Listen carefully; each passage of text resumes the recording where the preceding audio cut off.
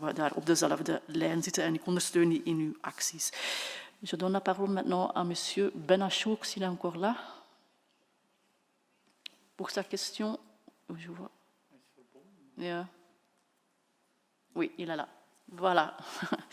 La question sur le renforcement de la société civile en RDC. Voilà, merci Madame la Présidente. Le CNCD 11-11-11, Madame la Ministre, a récemment communiqué son mémorandum sur l'Afrique centrale, lequel résume les recommandations de la coupole dans cette région du globe.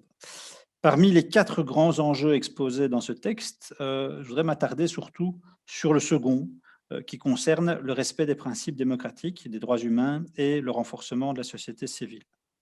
Alors si en RDC, une légère amélioration, toutefois encore fragile et nécessitant une vigilance constante, l'actualité d'ailleurs nous le rappelle, une légère amélioration est observée en matière de respect des libertés individuelles. Au Rwanda, le CNCD souligne par contre le musellement de la presse, la répression de l'opposition et le manque d'espace alloué à une société civile critique. Quant au Burundi, la restriction de l'espace civil et politique y est aussi un phénomène patent. Nous savons par exemple que le pays n'occupe que la 160e place sur 180 au rang des pays, du classement des pays respectant la liberté de la presse, classement établi par Reporters sans frontières.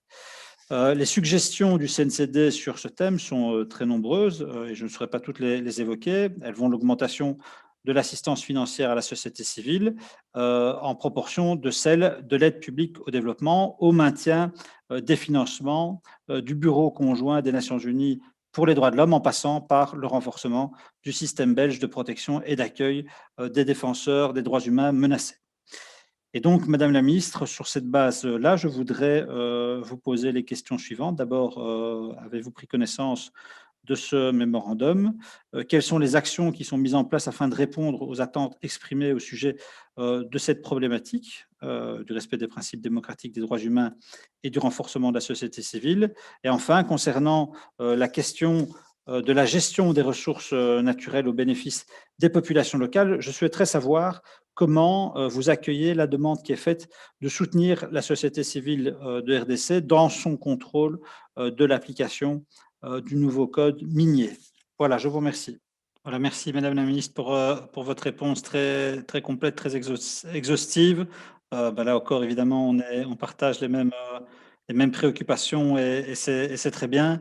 Alors, une première manière, quelque part, de soutenir ou de concrétiser tous ces principes, c'est en effet de soutenir la mise en œuvre de ce code minier que j'évoquais dans ma question, et notamment dans la mise en œuvre d'une de ces mesures qui prévoit qu'une contribution des entreprises minières à hauteur de 0,3% de leur chiffre d'affaires à une dotation pour le développement communautaire. Voilà, en soi, ce serait déjà une belle avancée qui devrait en appeler évidemment beaucoup d'autres, tant on part de loin dans ces pays en termes de liberté des sociétés civiles et des principes démocratiques. Voilà, je vous remercie.